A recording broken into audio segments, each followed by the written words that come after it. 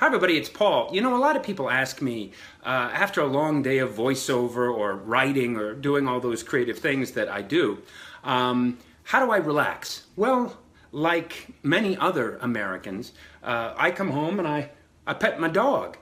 You see, petting your dog is one of the most relaxing things you can possibly do. It releases a hormone called oxytocin, which reduces stress.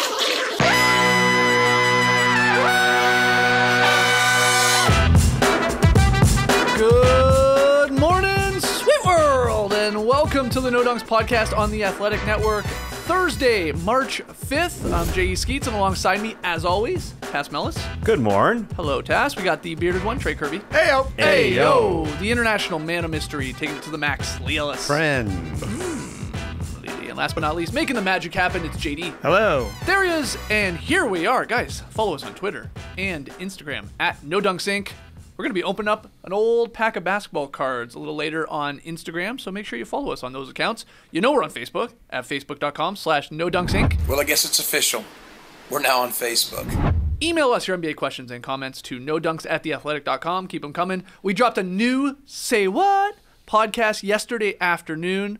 I will say, I think it was Tass and JD's best work yet in the Say What series. So make sure you check that out. Especially go look at it on YouTube around the 8:45 mark of that video for one of the world's most incredible fist bumps between Tass and Lee. It was better than I could even that I remember doing it live. Well, yeah, I mean, I think we missed the first half of it. Yeah. Just thinking, oh, yeah, they're just over there. But no, it just kept going and It's going. so good. Yeah, It's that's great. So good. Never underestimate the heart of a champion. Tass Mellis sticking it out there until it goes down. But that's the thing with these Say Whats. They do have pauses in there sometimes, you know? So Yeah, but where were you, man? Where were I you? was What here. were you I saw the thinking of? fist, but I thought he was sort of saying, don't jump in, don't jump in, don't jump in. I was waiting for that. Yeah, hold fist. It wasn't until he gave me the little tap that I was like, oh, okay. Yeah.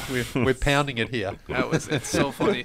And finally, this one is for all of you in the Greater Toronto area. We're going to be doing another live show with Hoop Talks in Toronto on Saturday, March 28th, prior to the Grizzlies-Raptors game, the James Naismith Cup between the Grizz and the Raps. We're once again doing it at the Rec Room.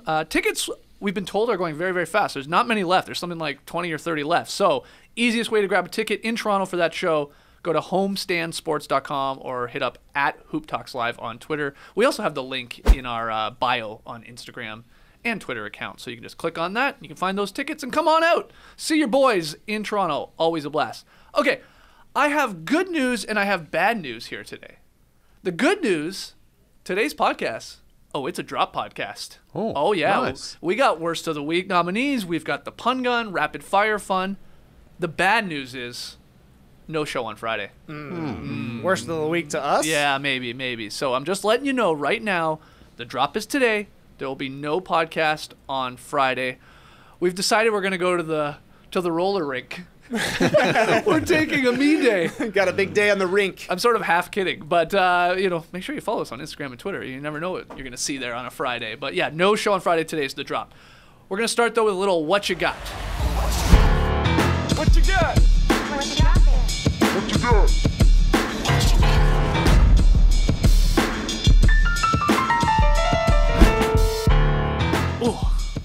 Love that little piano part. Tass, you got to learn that. Yeah, I really do. I love that little part. Is that like 9 notes? I can ding that. Yeah, you can do that.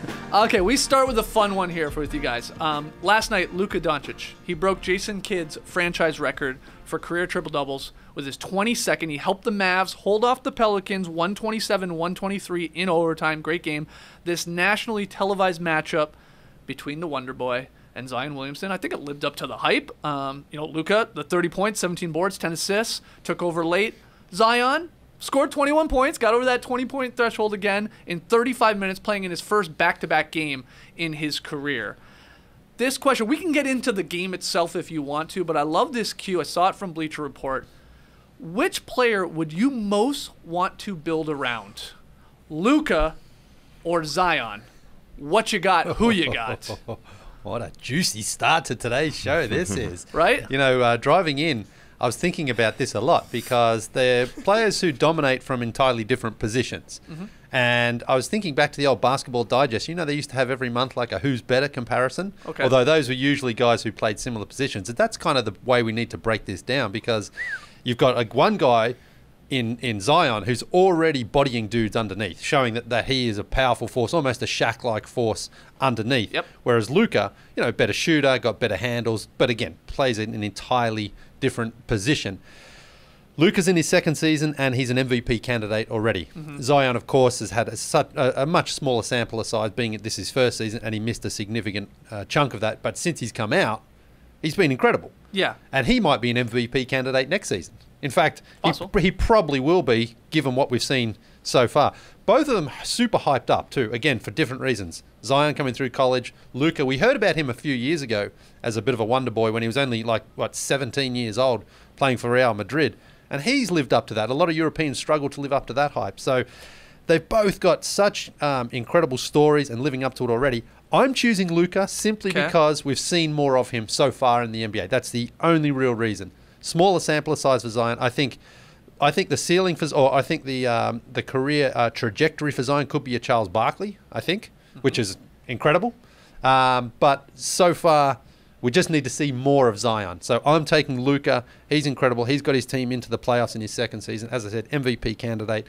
I think he is going to be a superstar in this league, and he's already showing it. So I'll take Zion today. In a year's time, maybe I'll take Zion. Yeah, within the article, Dan wrote, it is a testament to Zion's... Did I just say Zion and then... Yeah. I meant to say I'll take Luka today and Zion maybe in a year. Who knows? Okay. I mean, within the article, it does say, it is a testament to Zion's dominance that this question is not even ridiculous.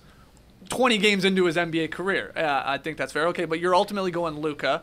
What about you guys? I'm 100% with Lee. I'm going with Luka now just because more so what Luka is. If he's on your team, you're going to have an incredible offense. He's going to be able to dominate every single possession. He's going to get his own shots. He's going to get other players' shots. Your offense is good at the very minimum, having Luka Doncic. Zion, that's probably going to be true, but we haven't seen a ton of playmaking from him yet. We haven't seen him really figure out the defensive end of the court yet, which I think is going to be an impact position for him. And the playmaking, you would think he came in as a great passer, had a great pass in his debut. He had that on the fast break through a three-quarter court, across-the-court pass, one-handed, whoop. But we haven't seen a whole bunch more other than that. We've seen him beast guys down low, but we also saw last night in the game that there are times when he's in the post and he just can't get the ball. That happens to big guys. He is going to be a little bit more reliant on others to get him the ball, no doubt, just because of the positions they play. So I'm like Lee. Right now I'm taking Luka. But maybe in a year, I'll take Zion. We'll have to come back to this question. Taz, no, I'm sure this is the only time we'll ever talk about it. Too. Yeah, I'm taking Luka. This game was absolutely made for him with the three-point shot. He is running one of the best offenses ever in NBA history in his second season. He gets to the three-point line when he's wide open, and he still steps back because it feels more comfortable for him because he's that good and he gets everybody involved, like Trey said. Kristaps Porzingis is having a solid year and started to come on, but look at the guys he's elevating in Tim Hardaway and DeLon Wright and Dorian Finney-Smith and Maxi Kleber and Dwight Powell. Mm-hmm. It's, again, one of the best offenses. What more do you want from the guy? And this era is totally geared towards the three-point shot. Zion, you can say it's sort of geared towards him because no one can touch anybody and he can just barrel his way to the basket. And he's getting by right now and doing these 25-point nights basically on raw talent. And he still hasn't learned the game, and he's still not the best player on his team. Brandon Ingram is the guy who makes things go on that team, and Zion still can put up 25 and 8. So Zion's ceiling, I got no idea what it is. I don't think anybody does. I think he could be the center of an offense where he gets people involved. Yeah, will he be running a pick and roll? Will we get there with Zion? Because you're right, you're talking about being the ball handler. Yeah, great question. I mean, will he develop that handle exactly? Because I'm agreeing with you guys. Luka just being the playmaker, elite playmaker already in his second year. Tough not to pick him to build your franchise around for all the reasons you guys are listing. Where Zion is more dependent right now on other guys, but will he get to that? Who knows? I don't think he's got a great Barkley passing almost level. Seems a little bit low of a comparison to me because if he comes out as Charles Barkley and he's just a rebounder and a scorer, that's awesome. He'll be a Hall of Fame player, but you would think Zion could do even more as a playmaker, the LeBron Giannis stratosphere, if you will. Yeah, and he's not a shooter yet. you'd think he could Yeah. develop that a little bit. He didn't have to do that at Duke whatsoever. And so he seems like a kid who's going to keep developing. But Luka came in with that as a teenager, had all those skills, has got all the skills, and you saw him in overtime making plays for himself and everybody else. And Zion was a little gassed. Is that because it was his first back-to-back situation in his career? I guess, but I can't get that out of my mind. That's burned into my mind forever. Physically, he wasn't amazing when it came down the stretch. They even took him out at the end of the fourth quarter in overtime. And so, yeah, that not just because he can't play it back-to-back, but physically, is Zion Williamson going to be healthy the rest of his career? It's unfortunately, that enters into my brain when factoring in this question. But Luka's a kid too, and so he's not an old man, even though it feels like he's an old man. Well, and technically he's an adult now, right? Yeah, technically in the United States beer then. Yeah. In the United States of America, yeah, he had his first beer, even though he was drinking a lot of them in Europe, and he was drinking them with old men there. That's why it feels like he's an old man, because he was playing up against Jorge Garbajosa and everybody in Spain, and so He plays like a vet though too. Yeah. Oh, yeah. He really does. It's just in complete control. Yeah, and so. just and no rush ever, but is still that explosive. step, though, I yeah. mean, he had Drew Holiday, who's one of the better guard defenders in the league. He had him on skates. That looked like the Allen Iverson Antonio Daniels crossover again. He got him twice. Yeah. That was awesome. Yeah, and Drew, again, aggressive, amazing on defense. Like the first time he gets him, Drew then's like, well, he's taking a step back jumper here, and really bites on that, and like, no, he's gone again. And then, I mean, I guess Luka likely could have probably finished inside, maybe a little floater off the glass or something, but then has the wherewithal to find a guy wide open in the corner, and they missed. Who was that shot that one? But Kleba. Was it Kleba? Yeah, they missed that one. But Zion was coming, and I'm disrespecting Zion somewhat because he was there. Zion was coming for Luka, and that's why Luka said, "All right, let me get rid of this thing." Luka, we've seen do that as well before in the past. Remember, there was a game, I think it was against the Clippers, where he passed to Tim Hardaway, who was open. So Luka's got the clutch gene, but he also has the awareness to be like, if there's a better shot, I am going to pass it off. Hardaway missed and Kleber missed, but he's still there, showing that he's got that court awareness to at least find his teammates. I thought one thing last night was interesting early on. I thought Kleber actually did a decent job on Zion, bodying him early, and I felt the Mavericks defense was like, don't get him at the ground, wait till he elevates, and then you can contest those shots, because early on Zion hit the deck a couple of times and there's a few blocks. Porzingis was pretty good coming over to help out. So that maybe was the scouting report for the Mavs. It's like, he's going to lower that shoulder and just try to barge his way through. Wait until he gets up, and then you can contest that shot. And it seemed to work. And again, I think that factored into the reason why Zion looked a little gassed early, because he was working so hard but didn't have the results because there was a lot of defensive attention focused on him. yeah, he was definitely tired. I mean, his tongue was hanging out of his mouth there at one point. I mean, he was gassed, and it was his first back-to-back situation here, and he's still finding his conditioning early in his career. You can't really go wrong, hopefully, with either of these guys. Though you slipped it in there, Tess. Like, there's no doubt there's some injury concerns with a guy and the way he plays in Zion Williamson. And within that article, Modak Hill, a friend of the podcast, he's pointed out, like, Amari Stoudemire was like this athletic freak early in his career, and we know what happened with him and his knees. Blake Griffin, to some extent, pretty similar. You hope that is not, the sort of trajectory for a guy like Zion, but has to be in the back of your mind a little bit. For sure. Just with just their pure size and athleticism, and can you sustain that for 15 years? It feels like it's just more likely, I guess, with Luka, with the way he plays, that he'd be able to go longer. And I guess we should mention defense a little bit as well. I guess we should care about it a bit. Yeah. And what's in the back of players' mind is Zion when you're going down the lane. Yep. Because in this game, where guards can't really have a monstrous effect guarding people, big people do. And so Zion will have the advantage over Luka in that regard. And especially his athleticism is there. He can cover the whole floor. But even as he gets smarter, that's a factor. He'll be more of a two-way man than Luka, but we care about offense here. One thing I love about Luka already, to me it's pretty apparent, is he does this LeBron thing within games of it feels like he could always get himself a shot because of the step back, because of he's got that strange Harden-like explosiveness because he's a bigger guy. He's not like Westbrook speed, but he has that amazing ability at his size to just still get by guys very easily. But he'll do this thing like LeBron does, I think, where he just picks his spot within the game. It's like, get other people involved. Let's run this. Let's get some open looks for you guys in the corner. Porzingis, let's get him going. And then at times goes, we need a bucket right now or in these next couple possessions to stop the bleeding, to obviously just like get a little bit of a lead, or it's clutch time. He has such an awareness, I think, of the time of the game and what the score is, to like, okay, I'll take care of this one right here, and it generally works out. I think Schumann had the stat up. He's actually not great in the final minute of like fourth quarters and overtimes, like within the final minute to take a lead or to tie it or stuff like that. I'm not even sure he's actually even hit one yet this year, but he hits that huge three. Like, what was that? Like a minute 20 left in overtime. That one, which was the dagger. So he's got the clutch gene. For sure. The stats maybe don't back it up right now, or those specific stats from Schumann, but yeah, I just love that about him. I love that idea of like, man, he's just dominating the game in the sense of like, okay, we're gonna do this now, or I'm gonna do this now. It's pretty amazing especially at 21. Yeah, in year 2, he seems to have gotten in better shape from year 1 to year 2, where he's not as tired at the end of games, and hopefully that'll also increase. It's only going to get better. Oh yeah, I mean his 3-point. He's not even a great 3-point shooter. No, he's like 31.5%, 31.6 a little bit, and he takes a ton. I mean that's gonna go up likely over his career. Hopefully. Yeah. Hopefully. Yeah. He He does have a lot of responsibility on him, so there's a chance that it's not going to skyrocket. But what is Zion's comparison?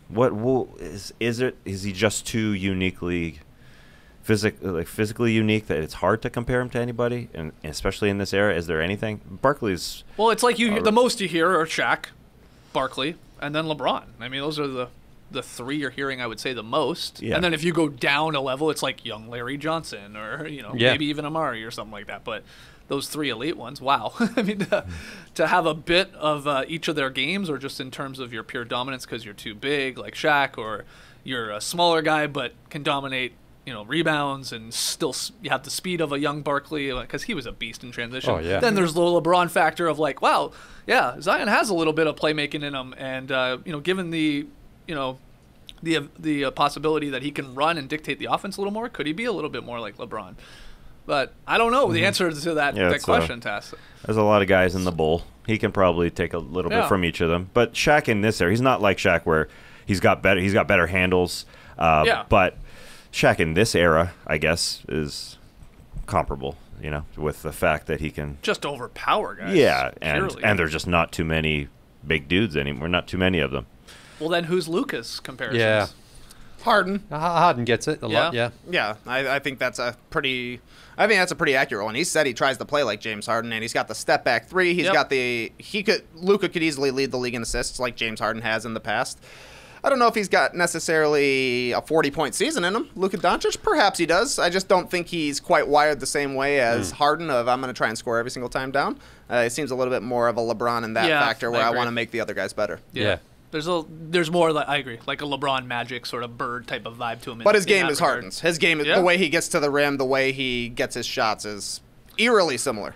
Let's hear from you guys. Fun one there from Bleacher Report. Which player would you most want to build around, Luka or Zion? Anything else from that game you wanted to address on? I mean, KP, another great game. He had another great game. Seth Curry, again, he's been on a tear lately. Yep. And it was funny, Alvin Gentry, after the first quarter, was saying, anyone who's got a Curry in their name is a good shooter. Don't want him left open, because he had 2 wide open threes. And then basically the first play, I think, in the second quarter was Seth again, wide open, and he knocked it in. It was kind of funny. But yeah, it's been a pretty good season for Seth Curry. And it's great to see. I think he overtook Steph again in the career 3-point percentage. I think Steve Kerr holds it, and then Seth was ahead, and then he dropped behind again. I think he overtook him again last night. I didn't know that. Yeah. And what about the Pelicans' chances here to get into that 8th spot and take on a LeBron and give us Zion versus LeBron in the first? Don't think it's going to happen now. They're just a little too far back. 5 games back of 8th in Memphis. Blazers got Lillard back, and they've won 2 in a row. The Kings, 7-3 in their last 10. Hey. Don't dismiss them, I guess. Grizzlies huge win last night. Grizzlies another very, very big win. That's 2 in a row for them. So I think the Grizzlies 3 in a row. It's your 2 big ones. Oh, 2 big. Sorry, my bad. Because they were down at the Fortress there. 2 big, beautiful witnessed bodies. in person. I just think the Pelicans is just a little bit of a steep mountain to climb from here. So tough for them. They were playing so well, but then 3 in a row they've dropped. It just and every game is crucial right now for them. All right, our next one. We had some wild lines in the association on Wednesday. 2 in particular happened in the same game, guys. You had the flamethrower, Duncan Robinson, scored 27 points.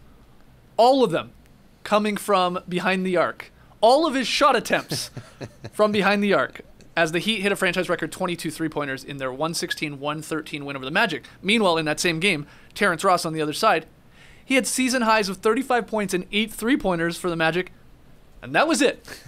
35 points for Terrence Ross with 0 rebounds, 0 assists, 0 steals, and 0 blocks. Second time we've seen a line like that this season. Bogdanovich, did it earlier. So what was the crazier line from that game? Is it Duncan Robinson's 27 all coming from behind the line, or is it Terrence Ross with the rare 35 0-0-0-0-0? I think it's the Duncan Robinson show. I love watching Duncan Robinson, especially in first quarters, because this is kind of going under the radar, but he's their target. That's what the Heat are looking for every first quarter. In the first 2 minutes of games this season, he's shooting 63%. I know it's just the first 2 minutes of every single game. He's 20 of 32 from three-point land. And he's shooting an effective field goal percentage of 77% in the first quarter. That's the highest of any player in any quarter this season. That's my man, John Schumann. Wow, that's a good Schumann. He's the stat first right quarter man. He's a first quarter man. You just have to watch Duncan Robinson. They just look for him. And especially the first 2 minutes, he's on fire. They go to him every single time. They find him. So does he have a great, he's just awesome in the warm-up lines? You think that's what he's doing? A great sweat going on? No rest. Just carries right into the game. Let's go. yeah, they're just not worried about the white guy running around screens, I guess, so much right off the bat. God, maybe we should play that white guy. He just hit 2 threes now. Yeah, maybe it's a surprise factor for his his first real season as an NBA player. Yeah, and that's why I think it's Terrence Ross, because Terrence is a vet and he came off the bench. It's like, you don't want to be known as a guy who can only score the basket. Go and get it with at least one rebound. Grab the ball. Why, man? That's his job. His job is to go out there and get buckets. I'm actually upset that he had 1 turnover. You botched it, man. Yeah. That means you were trying to pass at some point. What are you doing? Just let it fly. Crazy, though, to see a 35,000 line twice. Yeah, I know. To have it be 35 both times is crazy. I'd like to see which guy was this? This was Bogdanovich. No, Bojan Bogdanovic that had the original 35,000. So maybe play one-on-one up to 35. Okay, I don't mind it. This was a tough loss, though, for Orlando. They dropped 3 straight now, yet they're still in the 8th seed in the Eastern Conference playoff race. It's at the point it feels like Brooklyn and Orlando are like trying to hand away a playoff spot to anybody else in the East, and the Wizards, Hornets, and Bulls are like, no thanks, I got gum, like I'm good. No one wants it. It's it is right now there for the taking if any of those teams could put any sort of like mini run together in terms of victories. Like, because you kept talking about the Wizards' chances a couple of weeks ago, like it was there. I mean, they won some of those games. Like the teams ahead of them here are doing their job in losing. You would have. Very likely, and they still could, but I don't know. It's like those 3 teams, Wizards, Hornets, Bulls, who else is in the mix? They're still I guess the Pistons are still around there. I mean, it's brutal. It's that bad, but I don't think they're going to overtake these 2 teams because they can't put 2 or 3 wins together. No, and at the other end, the Heat are doing a pretty good job of trying to secure that 4th spot in the Eastern Conference. They're now 3 games up on the Pacers and Sixers, so that's key because they obviously, whoever finishes 4th gets home court advantage, although you do run into the Bucks in the second round. So, although the Heat probably, they've played them pretty well. Yeah, a lot of people think the Heat might, maybe it's the Raptors or maybe it's still somehow the Sixers that could put up the biggest fight in the Eastern Conference versus the Bucks, give them a series. All right, let's hear from you guys with that one. Crazier line, Duncan Robinson or Terrence Ross. Hit us up on Twitter, #NoDunks. Next one. Oh, this one's fun. More embarrassing. Kevin Porter Jr. forgetting to put his jersey on, or this Jeopardy answer? Joel Embiid in 2019 won the trademark for this nickname of his that also describes the 76ers' strategy of improving the team. Paul. What is, do a 180? No. No. Quick no there from Alex. So what you got? More embarrassing. Porter forgetting his jersey and actually couldn't even start the game. Or that unbelievable answer, do a 180. It's great. Well, not everyone's a basketball fan, are they? So that's fine. I think a Jeopardy answer like that, if you just don't know anything about the game, you're trying to, just have a guess there. They're trying to turn it around. Try to do a 180. Why not? Exactly. It looked like those other 2 people weren't guessing after that, right? I don't think anybody got that one. Just let it slide. So Kevin Porter, how do you forget to put on your jersey, man? This happens all the time. It does happen a lot. It happens a lot more than you think it should. Danielle Marshall, a famous one. Oh, yeah. And I saw Kurt Also Helton. a Cav. Yeah, right. Jakob Pertl did this a month ago. Now, maybe not at the start of the game, guys coming off the bench and stuff like that, but forget to have the jersey on. Pirtle had done it a couple years ago. Malik Monk and Andrew Wiggins, I remember, had done it. Anthony Davis did it in the Olympics that one time. He was like, they were like, come on, get in. And he's like, oh, damn, I don't have my jersey on. Like, Kobe got all upset with him. But yeah, I guess I lean towards Porter Jr. That's pretty embarrassing. I mean, it's like, would have been his 4th start or something like that, too. I mean, but only really his 2nd start recently since he's been put into the starting lineup. And I just thought it's his 2nd game. You got to be pretty jacked. Maybe he's too pumped, so he forgets his jersey. But pop the shirt off. It's just weird when you see a man take off his jacket and it's just a black tank top underneath that he was wearing. That's why these guys are forgetting their jerseys, because they're already wearing a tank. Another tank top. I mean, this wasn't a problem in the 80s. You weren't wearing anything under your jersey.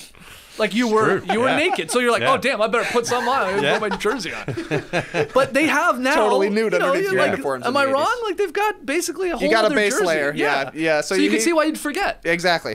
He surely thought that he had his jersey on. Yeah, we didn't get to see the brownies, unfortunately. Most embarrassing part, I would say, of the Jeopardy answer is that Alex Trebek pronounced Joel wrong. Yeah. That guy never pronounces words wrong ever. Drops the Joel. Dropped a Joel. Yeah, shout out to Joel McMillan.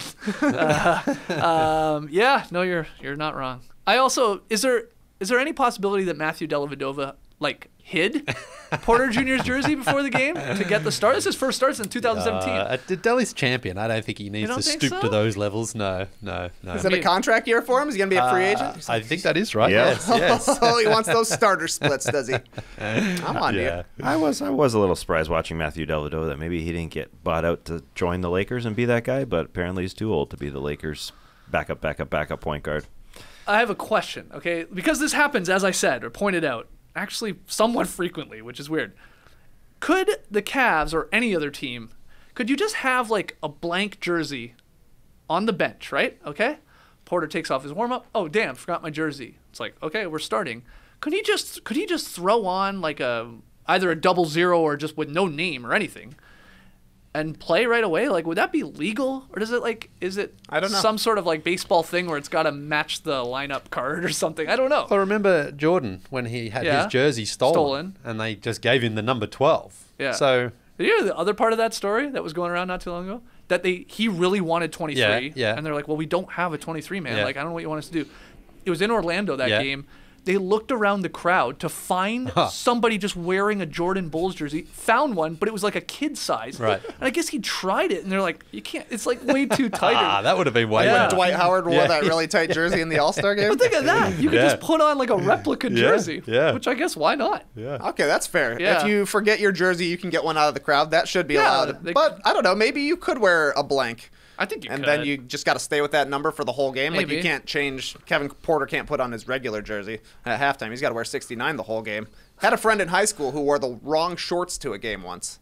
It's like a home game. He put on his away shorts, and it was the complete opposite of what the home jersey. So it actually looked like it went together okay, just a little bit too purple on the bottom. But that guy felt like a stupid idiot. Oh, yeah. What a dumb idiot. But they let him play. Oh, yeah. He just honestly looked really cool because he had on the mismatched top and bottom, which in high school, you're killing it. Yeah. Remember when Michael Beasley forgot to put his shorts on? Oh, yeah. Shorts is next level. Shorts is But he went crazy. to check in. He didn't even realize, even when he was standing by the scorer's bench there, he was just like, I'm ready to go. Oh, that's really funny. I'd like to see it here in the office. Somebody comes in, unzips their jacket. Oh, totally forgot to put a shirt on today. Guess I got to do the whole podcast without a shirt. Yeah, I'm trying to think if I've ever forgot to put a shirt on. Got a shirt? Unusual. Nah, I can't recall. I mean, with our Wednesday night runs, you're supposed to bring a dark shirt and a light shirt, so it's easier when we're making teams, because we're switching them up all the time, which I like that rule, by the way. We went to a run in Chicago, and I forgot that other runs don't do that. And it's a nice little addition if you can add it to your runs. Everybody just bring a dark shirt and a light shirt. It just makes it easier. So you're switching it up so much that, I don't know, is that guy on my team? It's a great point. He wasn't a second ago, now he is. That happens a lot. That's a nice rule to throw in there. Really right? nice rule. Great rule. If you're commissioner of your run, do that. Another thing I'm curious, do people still play shirts and skins? I haven't played a shirts and skins game in a long time. No. I think last time was in Toronto a long, long time ago. We used to sometimes play that. But then, you get the sweaty dudes. Yeah. It's not that it's any better with the shirt, but Yeah, you don't want to put a forearm, and you're just sliding all around on a forearm. Yeah, It's almost especially an today. advantage to go skins. No doubt Yeah, it is. yeah. Nobody wants to touch you. No. Yeah. I'd rather touch a shirt. All right. Next one here. Last night in Detroit, Shai Gilgeous-Alexander scored a cool 27 points for OKC, which snapped out of its sort of brief scoring slump. They got the 114-107 win against the Pistons. Thunder had lost their previous 2 games. They hadn't scored more than 94 points in either of those games. They had that after like 3 quarters on Wednesday night. So got it going again, got the W. But my question from this game is sort of one that I tweeted last night and that I was talking to with Blake Murphy earlier this week on the Raptors Reasonableness podcast on the Athletic Network. And that is, who is the best Canadian in the league right now, as of today? Is it Shai Gilgeous-Alexander or Jamal Murray? Who you got? What you got?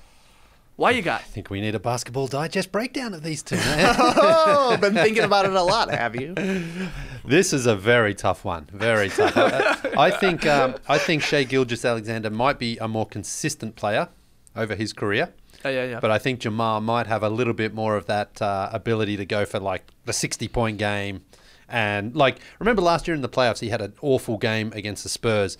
And then it was, what game was it now? Game 2, I guess, where he basically threw up a shot that kept them in the game, and then they went on to win that game and then eventually won that series. I think he has that sort of... he's a little hit or miss, yeah, for sure. But I think, He's again, tricky. I don't think you're going to see Gilgeous-Alexander sort of have those games where he goes for 50. It's just not really...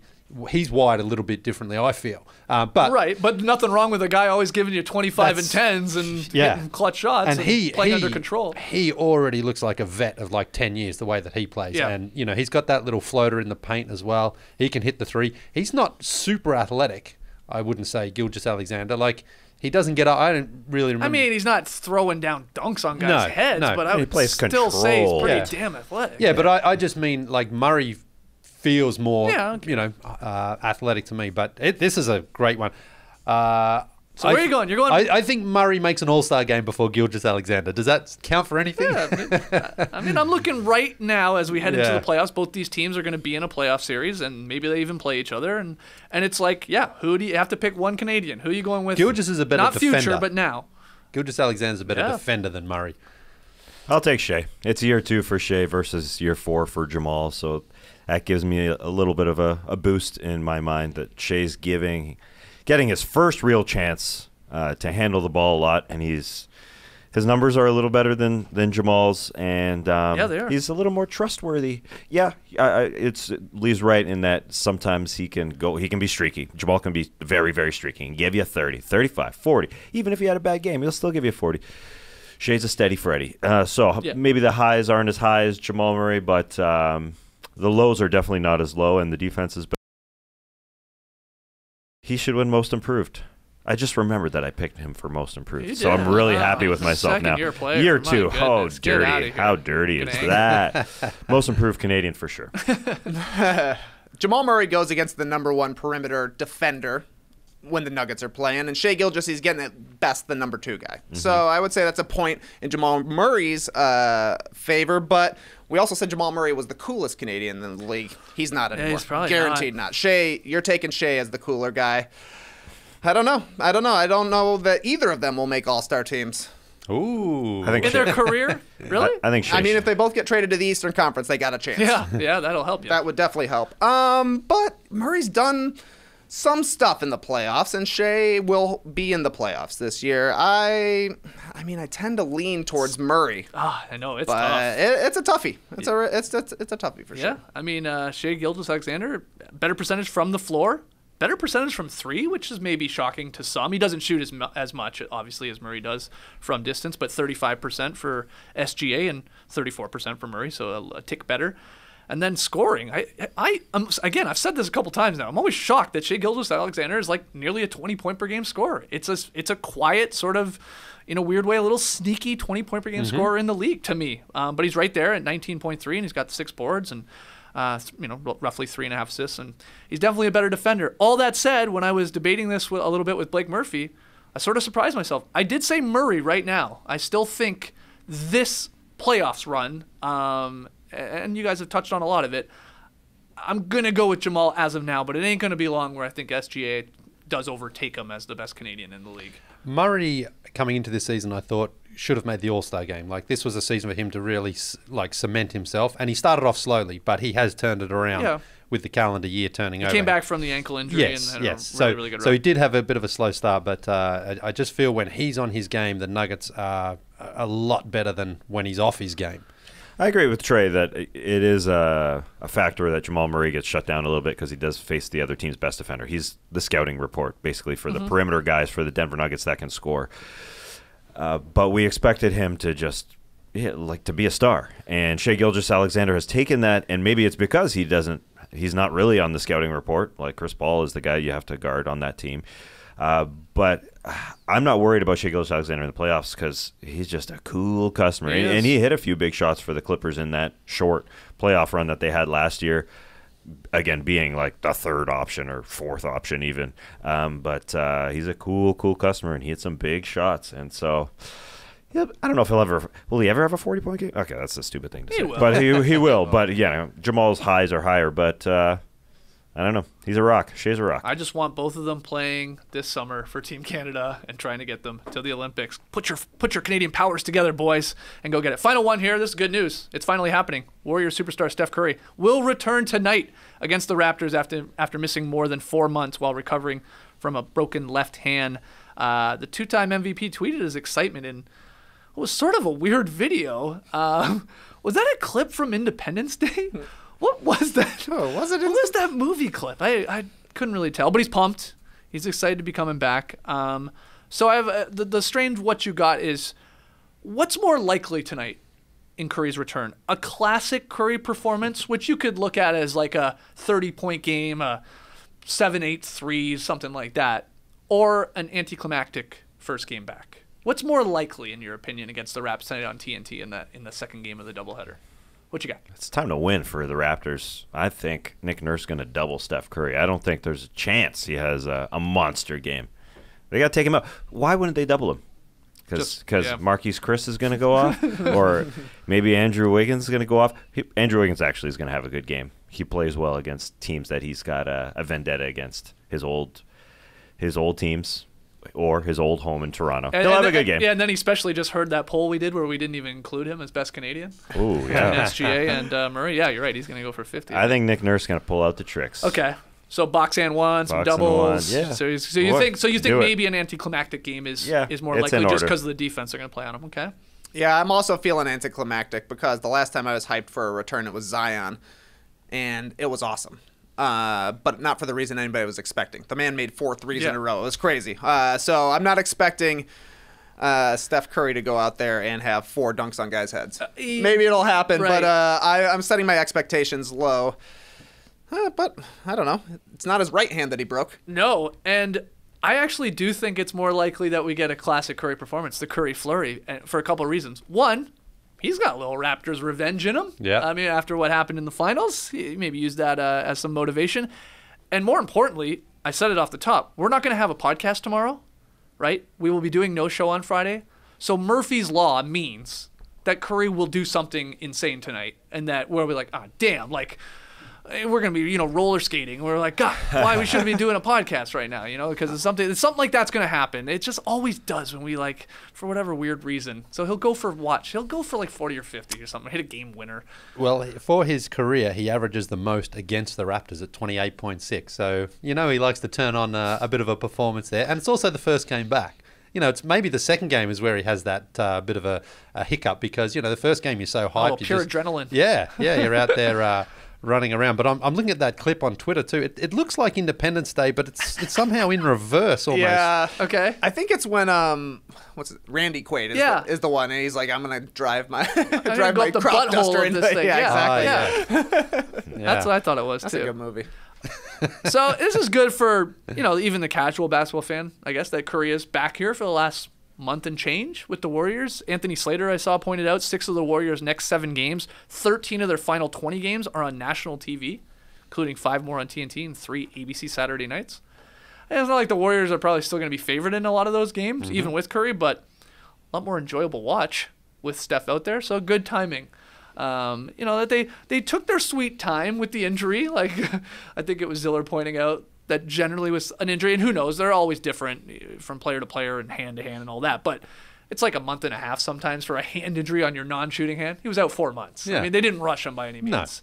No. But we're going to get him here for 5 weeks. Let's call it that. So, all right, we will see tonight. Steph back versus the Raptors. Let's hear your opinions on all those guys. Let us know. Hashtag No Dunks at No Dunks Inc. Time for Worst of the Week. Ladies and gentlemen, the worst of the week. Worst of the week. It's the New York Knicks award, but we talked about him, James Dolan, and friends on Wednesday's Daily Show. We'll talk about it a little bit later on, so I won't get to it here. Won't belabor the point. It's been done. Go back, listen to it on our Wednesday show. I think we had a pretty decent conversation about the Spike situation. So. That was yesterday's show. Yes. That seems, I don't know why. It does. A lot longer. We also did an episode of Say What in between, I guess. They all blend together. Yeah, you're right. We're always on back-to-backs here. We're no Zions. All right, second runner-up, the Charlotte Hornets. March 1st was Dwayne Bacon bobblehead night at the Spectrum Center.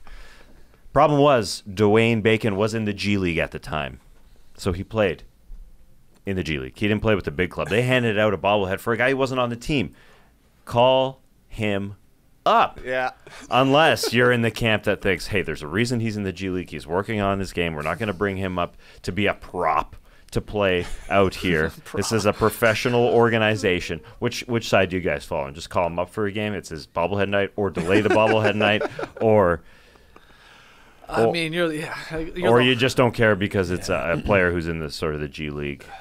Tough for me to care too much with this one, but it is the Hornets. Come on, call them up. Everybody likes bacon. Yeah, it was a cool looking bobblehead. Was there bacon? It's a strip of bacon, and his head is his head.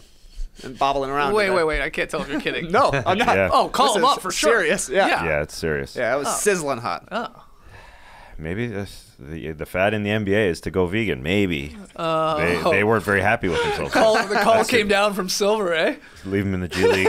You can run the bobblehead night, but leave him in the G League. First runner-up, it's me, and probably a lot of other people out there, because I was fooled by Shaq on TNT Tuesday, who claimed he lost a bet and had to grow in his hair. He had a little shadow, basically, on top of his head, his usually bald head. And I was buying it when they went to the close-up, because he had it lined up perfectly, and he said, "Yeah, I got it lined up perfectly." And I was Did Marcus do it? I have no idea. No, there was no hair. So I guess it was spray paint. Right. But look, I was looking at the back of his head, and I thought, that appears to be bald, like where you would have a receding hairline. And I don't know if Marcus or whoever spray painted his head. It probably wasn't Marcus, but. They didn't leave a bald spot. They probably just didn't do it there. They just did the front line. Right. But then he rubbed it off. It looked good. So you thought it was real. It looked he good. had grown his hair in, and then they and he still looked like he had a receding hairline. So I was buying it, and then at the end of the night, he took his finger and he rubbed it, and it was spray paint. Yeah. The Carlos Boozer joke. That was perfectly painted. Yeah, it was perfectly painted. In the lineup, he said, "I've got it lined up," so it wasn't like it was just naturally growing in. And it was just I don't know. It was I could be fooled. So far back, and it was far back. If you were gonna make the optimal hairline, you wouldn't give yourself a 5 head. You'd make it. That was like an 8 head. Yeah, it was. What was the bet over? It was him and Wade, but was it just a game that they picked? Yeah. $8 maybe. Oh, I think that's what it was. maybe because it was right before that. Yeah. Okay. It was something to do with and Dwayne Wade's so that makes sense. Okay, right. But the winner this week is the Lakers' JaVale McGee, another jersey incident. After the Lakers played Zion Williamson and the Pelicans for the first time, JaVale asked Zion for his jersey. Zion gave him his jersey, but he wanted no part of JaVale McGee's jersey. He literally walked off in a tank top, empty-handed, while JaVale McGee walked off with his jersey on and Zion's on, like he was a fan. Hey, that's a pretty good get for JaVale McGee. Oh, yeah. It's a great jersey to have, but pretty hilarious when Zion's... Like, he was literally like, No, I don't want you. So- I don't need your jersey. So is it common courtesy? Should Zion just? I mean, should he just been like, "Can I have yours?" Like, Fine, should he whatever. just, even if he just like throws it in the garbage can on the way back, like, should he just at least do the exchange? Well, yeah. I'm of that. I don't think so. I think it's fair enough. Zion's like, sorry, JaVale, I don't want your jersey, man. You can have mine. I don't care. Yeah. But All right. You're a man of international sports. Soccer, they exchange jerseys. Yeah. This has never happened where a man gives a jersey to the other guy and the other guy walks up at the end, takes a photo. There was also a photo taken.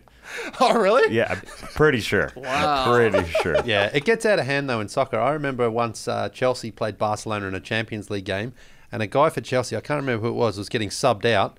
So he went to Ronaldinho at half-time and wanted to swap jerseys with him at half-time of the game. That's awful. Ronaldinho didn't want his jersey. He's like, yeah, take mine. Then Ronaldinho was walking off with just no shirt on. He didn't exactly hate that. Classic guy likes to have Because his shirt off. this is sort of the opposite, right, of what Ja Morant did with his jersey and LeBron. What was it that Ja wanted LeBron's, asked for LeBron's jersey and got one, and then decided to give him. Like, he gave LeBron his, and that they had it draped on his chair. I think that's how the story went. So he was just like, I want yours, and you know what? I'm going to also just give you mine, whether you didn't even ask for it. I think that's how the story goes, unless I have that flipped around. But Sounds right. Yeah. And I would say it has become a common practice the last couple of years. Probably no earlier than 2018. Yeah, it's... it was Wade sort of, because he was doing it on his farewell tour, that everyone was switching jerseys. And the old heads don't like it. The old heads look at it and say, "Oh, I would never do that." It is weird just how I would never show trade shirts with another man. It's just weird how frequent it does happen now. Like, it's one thing if it's Wade's like retirement or like whatever. Like, you get that, the idea of like the swap and the legend, you want that. And okay, whatever, you take the photo up, that's cool. You get to put that up in your man cave or in your hallway. But yeah, like now it's a little like JaVale McGee in a regular season game is just like, why not? Why not just ask for it? To do it on the floor. Well, that's the thing. It probably used to happen all the time, and we would never see it. 'Cause we would hear a story. I don't know. Gary Payton's got 500 NBA jerseys. Where do you think he's getting them? He's asking for his fellow players. Now we're just getting to see it happen. And then I guess, buy stock in tank tops, because we're seeing a lot of tank tops this week. And if we're going to be seeing all these jersey exchanges, even more tank tops. Yeah. I love, though, how this has now infiltrated, like, just... civilians. Civilians. Like, you saw the photo going around of the two guys in Vegas that, like, didn't know each other. They met up, had a wicked night in Vegas. Oh, yeah. And then swapped shirts at the end of the night. That is really funny, brilliant. Just to remember your bro. Hang that up in your... Trading clothes with your friend is fun, and this makes it even more of an event. Okay. So, all right. I don't know. Maybe we should start switching after the shows. If you feel like you had a particularly good show and somebody else was matching you point for We point. got to do that sometime. Hang it up. Just the respect. Some friends have to do that, right? What do you mean? Just exchange shirts. Just more exchange, like clothing women exchange. do it all the time. Yeah. They exchange clothes all the time. Yeah. Men I'd say that's men a do it general probably less. rule. Yeah. My group We of should. bros from back home, every time we have a bachelor party, everybody brings their worst shirt for a clothing draft. And you have to wear it out for that night. Yeah. That Similar. That beautiful Alaskan otter shirt that I got from my buddy Grish. I mean, he got it when he was 11 years old, and I got it when I was a lot older and still wear it. But that was a clothing draft. That was in the pile. I'm like, I'm taking that. It's a beautiful shirt. I love otters. You guys know that. All right, let's start exchanging shirts after the show. We'll take a photo. Let's do it. I'm looking around. Tass has a nice Giannis shirt on. Guinness/Giannis shirt. JD, what do you got? Oh, yeah, boring. That's pretty boring. It's a gray sweater. Yeah, but you have a lot of great T-shirts. Yeah, that's true. Not today, though. No, that's okay. I don't think you're going to want to trade that sweatshirt, though. No, it's one of your go-tos. This is a go-to, but it's fading. I'm going to have to buy another one. It was like a worn... Just wait until somebody wears one in. Yeah. Hey, you want to trade? Yeah. Gotta time it right. All right, so worst of the week to Port JaVale not having to give his jersey to Zion. Let's fire the pun gun. It's pun gun time. Guys, this week's pun gun comes from Boisson Process. I think I'm saying that right. They point out that Tass Mellis recently had a baby, and they recently had a baby. Let's hear some NBA baby puns. I'll start with Marquise Cribbs. Nice. Boris Diaper. Oh, good one. Pooh Richardson. Muconium Morris. Muconium Morris. Puree Allen. Evan Formula A? That's good. Yeah, I like Formula. You idiot! Sorry. How about Baby Powder Gasol? Oh, very good. Wang Gigi. James Flight Wipe. Mason Plumbilical Cord? How about famous NBA fan Michael Napaport? Mugus Johnson. Gross. Pramone Sessions? Scott Burpell. Nice. Yeah, that's good. Nothing there, Lee. Yeah. Nah. He had Pooh Richardson. Yeah, Pooh Richardson, and that was it. I checked out. Thinking of cricket again. Let's do a cricket pun gun. Next week. Okay, you'll be a man alone on that one, I think. Do you think you could carry by yourself a cricket pun gun? Ooh. And now you can think about it in advance. Yeah. Why not? Sure. All right, next week. All right. You got all week to think of the best NBA cricket puns, all right? We'll let him go. Just him.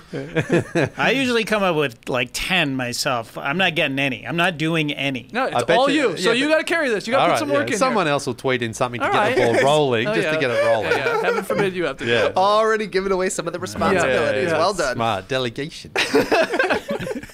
True leader. All right, time for tweet of the night. Tweet of the night. Wow. Twitter.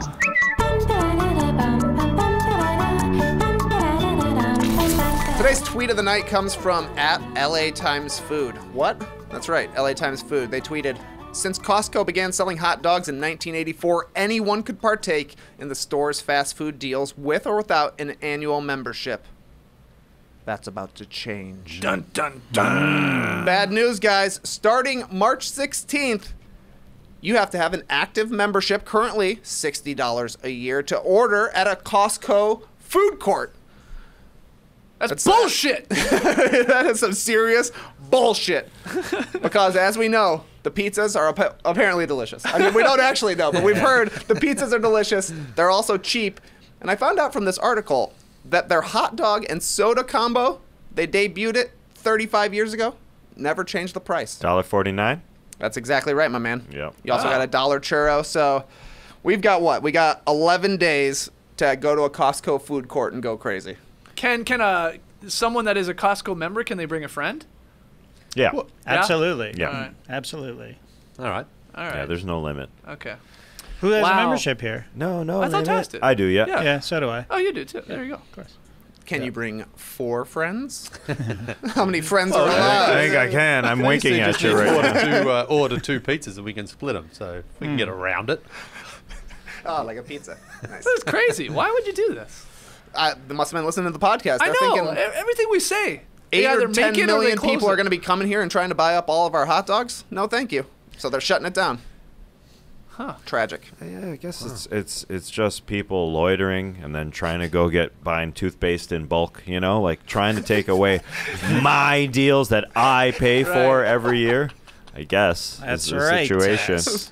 These are my Go to deals. my self-checkout counters. Got these interlopers coming in. Yeah. Okay.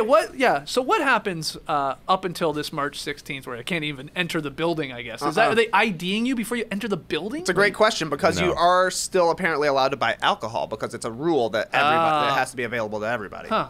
Well, I was gonna say okay, so I'm like, damn, I love that Costco pizza. I don't have a membership. I go, I eat it, and now I'm there. And Tess said it. I'm like, wow, look at that. I can buy 100 things of toothpaste. Like that's. But no, hold on. I put them in my cart. Get out, sir. I grab a TV. I grab whatever else I want from Costco. Go check your hearing. I go up. I go up to checkout. Right, there's checkout lines, obviously, and then so what happens? And then they go, well, where's your membership? I go, I don't got one. They literally are just gonna say, take all this, put it back, and they're not gonna let me buy it. 100% they would. No way. Well, they won't force you to put it back, but or they'll sell you a membership right then and there. But what if I say I don't want one? let me just buy this. Nah, they won't let doesn't you. work. That's crazy. Even members are grilled as they get up to the. Wow, man. Yeah. I've forgotten my card before, and I've had to leave my card, go to the membership service, get a literal piece of paper. Mm-hmm. Wow. Like a temporary card of paper. Wow. It's worth it though, isn't it? Oh, it's totally worth it. Love You guys Costco. You're not gonna. I will not say anything bad about Costco. I love it. How about this? Would it be worth it then to pay whatever the $60 fee? You get a membership for a year, with your only goal being to go to the food court. You're not buying any items from the store. Totally worth it. Totally worth it. To get $1.50 hot dogs. It's that good. They really only have 6 things on the menu. Yeah. Hot dog. Yep. Pizza. Turkey sandwich. Yeah. Italian sausage. Now I think we're done with the hot items. Soft serve ice cream or something? Yeah, Did you say that there's a bake, right? Like a chicken bake or oh, something? Oh yeah, some pretend calzone, something. What did you say? There's soft serve ice cream and maybe some sort of. No, that's not ice cream. Yogurt. It's yogurt. Yeah. That's it. Basically. And a smoothie, and that's like it. And did you say churro? Oh, churro. You For dessert, and then we're done. Churro. And you get 25 cents of bottled water. How good are these churros we talking? I don't know. Fine. Not worth it. The Italian sausage is where it's at for me. Really? That's my favorite. Ooh. Okay. Real heads no. Do you prefer what Costco has and at the cheap prices they do, or IKEA with their very, very cheap, meatballs and hot dogs too? A little more variety at IKEA, I would say. IKEA does have a bit more variety, and it's obviously very cheap. You don't need a membership. No. Plus there. You need an Allen key, though. Yeah. To put together the hot dog. You need a couple square little pegs. You gotta have a friend. No cutlery, just the tools. Okay, let's get to pick'em results from last night. Wednesday night. It was the Pelicans-Mavs game. Dallas was favored by 6.5. They won, but they did not cover. And I swerved on this one. Took New Orleans. I got the win. I have the lead here. In March, I'm 2-1. Everybody else took an L. Tass still looking for a dub. You're 0-3. The rest of the guys, Trey and Lee, are 1-2. What's tonight's game? TNT doubleheader. We talked about the Warriors and Raptors to wrap up the night, but the first game is the better one. It's Clippers and Rockets. Ooh, man. Rockets favored by 1.5 at home. So flip that coin. Clip playing well. Rockets still playing well despite losing to the Knicks. Whoa. On their last game. Down goes a camera. So what you got, Clippers or Rockets? These two, they've had a pretty good season series, I think, these two teams, haven't they?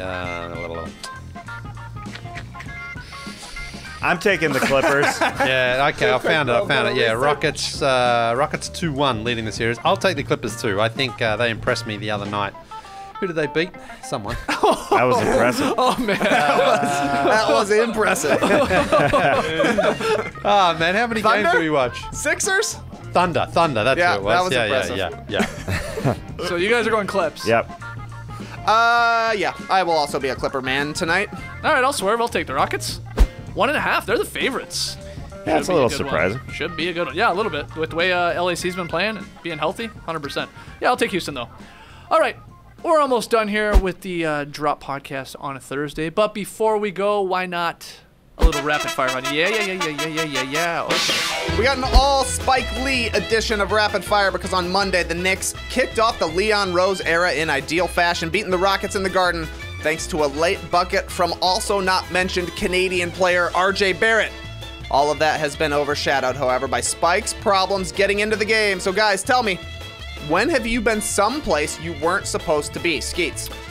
Apologies if I've told this story before on the air, but 2001, 2002, I can't remember the exact year. I was in Grand Bend at the Grand Bend Motorplex to watch, basically, I think it was Edgefest, which was a Canadian festival that lasted for a long time. It was either an Edgefest spin-off or it was just a Canadian concert. Grand Bend, by the way, is like Southern Ontario's version of like Daytona Beach. Like, you go there when you're 17, 18, 19, like when you're a kid and you just drink too much and you get into trouble and stuff like that. Anyway, I'm at this show and Staggered Crossing which was a Canadian band, very small Canadian band. They were the opener for, I think, what was the Tea Party. I knew the lead singer of Staggered Crossing because someone I went to school with dated him, and I actually ended up washing windows with this guy at one point. So I was young, drunk, and stupid, and I'm like, I'm body surfing. Let's go. Put me up. Let's rock. I get put up. This is the opener. And again, an outdoor festival at the Grand Bend Motorplex. Grand Bend Motorplex. And I go right to the front. I mean, immediately, like, I'm passed to the front. Yeah. I'm in security now, and they're like, come on, man. Like, we're not doing this here. I'm like, I don't know why. It's a rock concert, but you're like, we're not doing this. They let me go back in. I get back to my friends. I finally make my way back to my friends. I'm like, let's do it again. They put me up again. I immediately, beeline right back to the same security guard guy. He grabs me, and he's like, no, you're out of here. Kicked me out of the concert. Oof. Wow. Out of the concert. It was the opener. And I ended up buying another ticket to get back in. And then I refused to body surf. But I guess that's a place I wasn't supposed to be, even though I was at a rock concert. Seeing Staggered Crossing, man. Look them up. You missed Tea Party, though. No, I got back in for Tea Party. Right. Lucky. I got back in.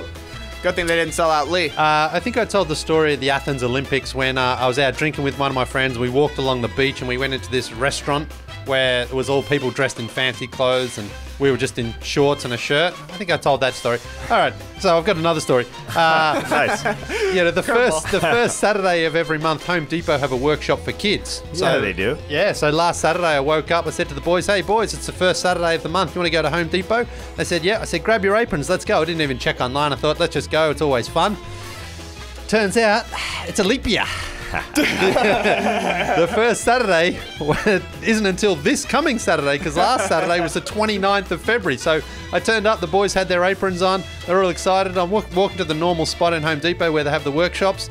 And I'm looking around, there's no one there. I said, where's the workshop? They said, yeah, it's the first Saturday of every month. And I'm like, yeah. He's like, yeah. And I'm like, yeah. He's like, yeah. He said, it's 29th today. You got me. I'll be back this Saturday. Have a great time. Tassie. Well, I had some friends staying at my house when I had recently purchased our house. So at the time, it was very late at night. It was like 3 or 4 in the morning.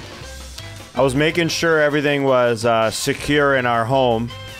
And what I heard as I cruised through the upstairs hallway was 2 of my friends bumping and grinding.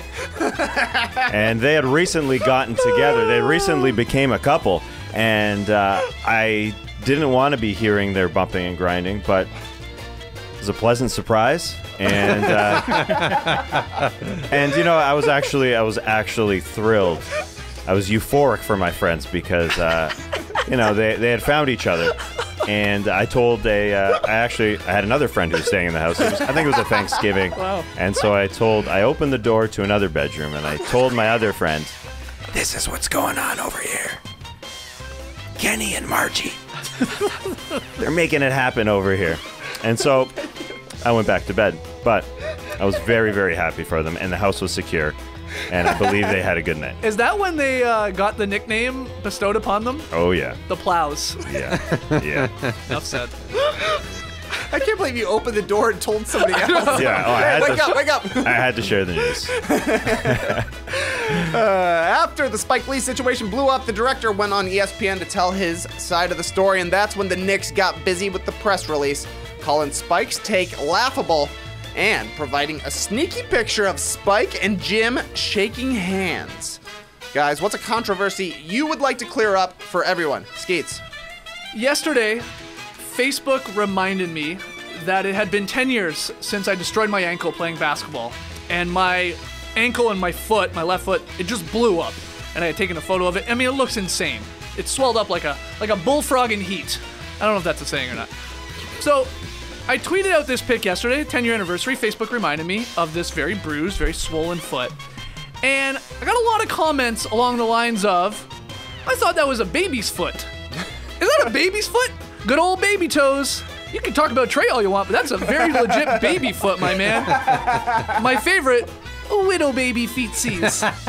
So I'd like to clear up. I do not have a foot that looks anything like a baby's foot. I do not have really tiny feet for the size I am. It does look like it in the photo. I get it. Somebody said it looks like the foot from one of the people on the spaceship in WALL-E. And I'm like, that's spot on, because it does look like this weird baby's foot morphing into an adult's leg. It's a funny angle, and it's so swollen that I get it, but I don't have baby's feet. All right, I just want to clear up that Are controversy. they bigger than Trey's, though? Yeah. All right, let's get them out. Maybe not. You're a half size bigger than I am. Yeah, relative to body size, your feet are bigger. Yes. But welcome to the Tiny Feet Club, man. You're never living it down. That picture exists forever. People think I'm anti-tattoos, and I'd just like to say that I'm not anti-tattoos. In fact, 2 people in this world have a tattoo of me on them, which is crazy. But I do believe, unless you're David Beckham, tattoos above the shoulders impact your career options and aren't the wisest choice. That's my only claim with tattoos. Trey's got a couple of tattoos. Tass's wife's got a couple of tattoos. I'm not against the tattoo. I'm just saying, you come in with one on your neck or your head or your face, I think people judge you a little bit. That's just my belief. Rightly or wrongly, I think that's what happens. Okay. Great. Tassie. Let me clear up this controversy. People think I was in that hallway listening to my friends have sex on purpose. Now, I may have enjoyed it slightly. No, I wasn't voyeuristic. I was making sure the house was on lockdown. I was getting to know my new house. And that just happened in the home. Yes, I went into another room and told somebody else about it. Not because I wanted to get them in on the situation. No, not at all. I just wanted to let them know that there was a happy moment going on in the other room. Right. And what a moment it was. Could have been any happy moment you're waking up for. Anyways, thanks to this whole thing, Spike says that he is done with the Knicks this season, that he won't be attending any more games until next year. So guys, what is something that you've loved for a long time that you're ready to drop? Skeets. I actually generally don't give up on things that I love. Very loyal person. When I commit, I'm in. I'm all the way in. But that said, I might be done with some Calvin Kleins that I own. They are holding on by a thread. Literally. Some of them. It's just time, we gotta get a refresh in. But just buy more. You never want to throw them out without having the backups. Yeah, that's exactly right. Yeah. That's exactly right. But you for whatever reason, you don't want to buy the backups until they're you're literally down to 2 pairs. So there are a couple though that should just be tossed. But I'm just holding on. But I will. I'll drop them. I'll take them off later today. Hey, we'll exchange underwear. No, you're good. You're good. No, let's do it. Nah, you're fine. You want some Joe Boxers from Lee? Because I know he wears them. Nah, I can too see much them. fabric. You got way too much fabric going on. I like them. Breathable.